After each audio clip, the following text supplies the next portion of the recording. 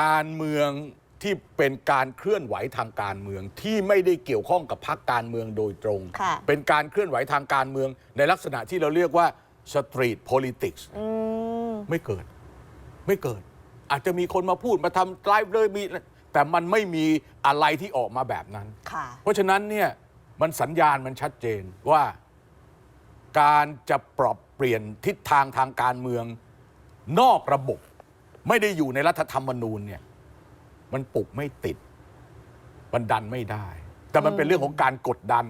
คนที่เห็นก็หน้าตาเดิมๆทั้งนั้นแหละนะไม่ได้มีอะไรใหม่รวมทั้งคนที่นั่งวิจารณ์ก็เหมือนกับหน้าเดิมๆนี่แหละนะเพราะไอ้ความเดิมๆแบบนี้มันก็เป็นเรื่องปกติถ้าเราไปมองเป็นปกติมันก็ปกติแต่ผมมองเป็นเรื่องปกติ